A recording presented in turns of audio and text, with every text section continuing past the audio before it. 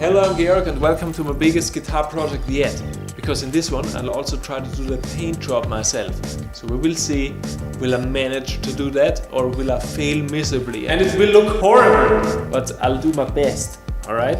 So this body is a hollow body Telecaster. It was made by Rec Guitars. It has a unique construction, it has braces on the inside similar to an acoustic guitar. As you can see, it has a flame maple top, walnut back. In case you're interested, they have 3 more of these bodies at recguitars.com. They can also surely route in whatever pickup configuration you would like.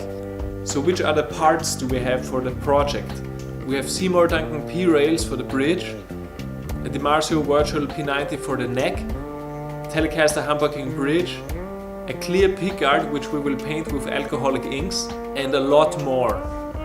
The neck is still on its way. It's made by Warmup and it has a rosewood fingerboard, so that takes slightly longer, but we can already start with some woodwork on the body. Yeah, the initial plan was to make it a single coil guitar, but now I have this humbucker and P90 pickup. So we will start by changing the pickup routing. So at first I'm marking where I'm going to route away some wood. I'm using my Dremel to do the routing. The edges might look a bit sloppy here, but that won't be visible in the end because the bridge will go on top of that. Now the routing for the bridge pickup is complete and we move on to the neck. I'm using a ruler as a guide, which I clamped in under the bridge. And now also the neck pickup fits. Now I'm sanding the edges and I'm touching up the mistakes that I've made with some wood paste. Now I want to route a 45-degree edge on the back. This was rather easy to do as long as you use both hands to keep the router straight.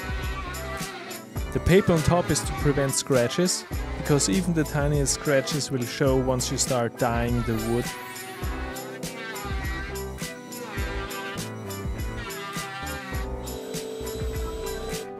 And at the end I was sanding it until it felt smooth.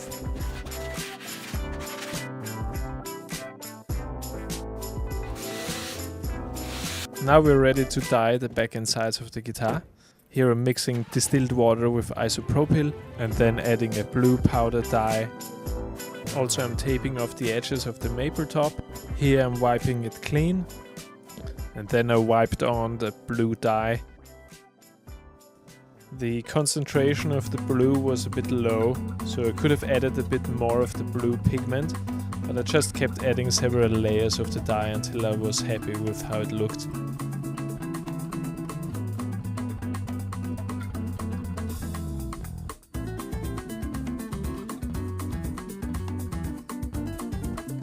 Now it's dry and I'm doing an in-between sanding just to add some more layers of the blue dye afterwards.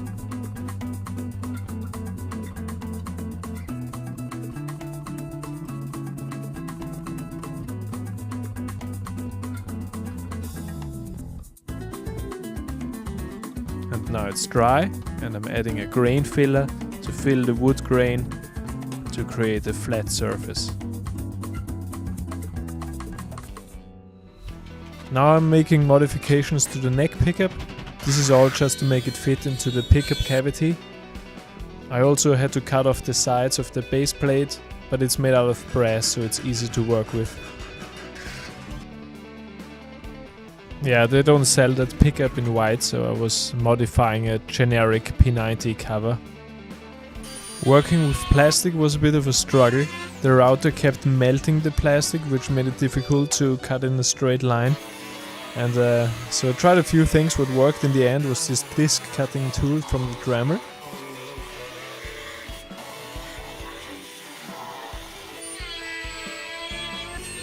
Then in the end I was sanding and polishing the edge.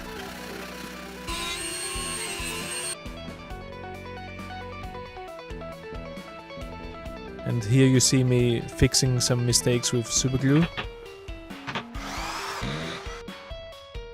I had to think of a way to make the pickup height adjustment screws work with the now modified neck pickup. So I cut off the sides of an old no-name single coil to glue them in and then to use their thread with the pickup screws. I drilled the second guitar strap pin a bit off center, a bit higher, to give the guitar better balance in case it's top heavy.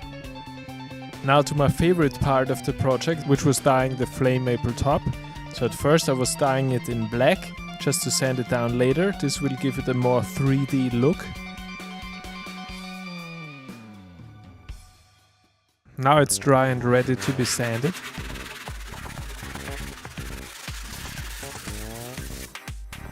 I was mixing the same kind of blue dye as I was doing earlier, and then wiping on several coats.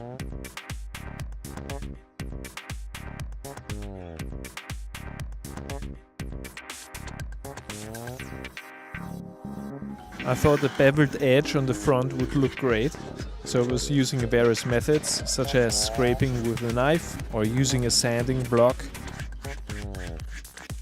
For the forearm contour and cutaway, I was using a Dremel with a 45-degree router bit, and I was taking it in small steps to avoid burn marks.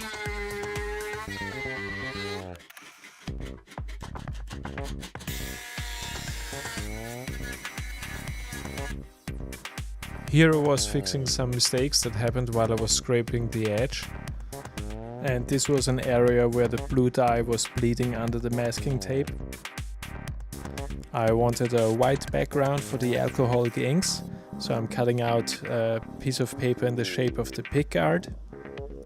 And the alcoholic inks is what we will apply now.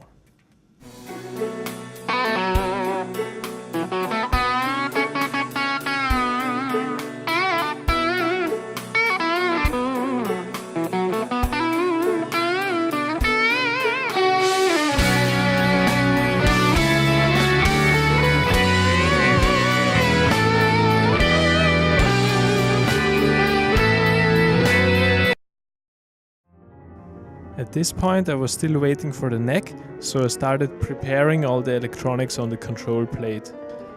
Those components next to the volume pot is a treble bleed circuit. I put the schematic in the bottom right corner. This will prevent you from losing treble when rolling off the volume. And finally the neck has arrived. It was stuck at the customs office for about 2 weeks. It's a walnut neck with an Indian rosewood fingerboard. It has the truss rod adjustment on the side, narrow and tall stainless steel frets, and a boat neck profile. So even though the walnut neck looked great, all natural, my vision was to have a blue neck to match the rest of the guitar. So here you see me wiping on several layers of blue dye. I also wanted a matching headstock, so first I applied a grain filler and then I brushed on several layers of white paint. So to finish the neck I'm using a product called True Oil, which I was mixing with white spirits, which should give you an even nicer finish. To avoid ending up with a sticky neck, always wipe on just a thin layer and then immediately wipe off all the excess. I applied 7 layers in total with 8 to 12 hours cure time in between each layer.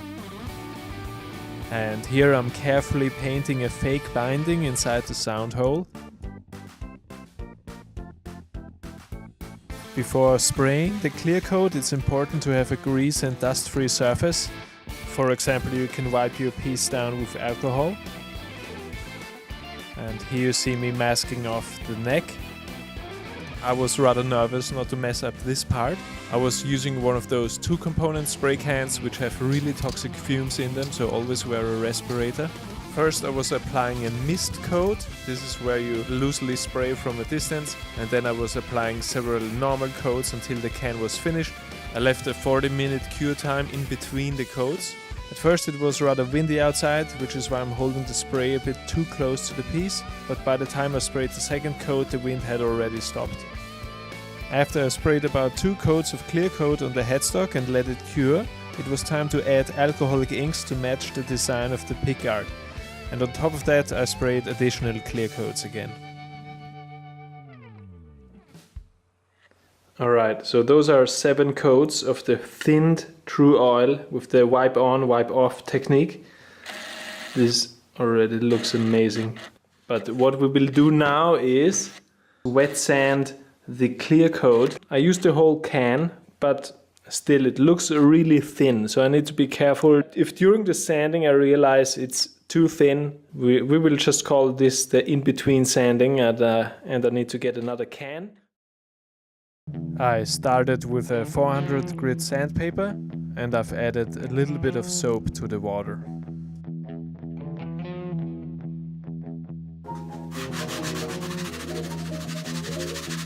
I couldn't wait to finish everything and finally play the guitar, but the risk of sanding through was very high. On the other hand, my vacation will soon be over. I'm out of time to work on my project.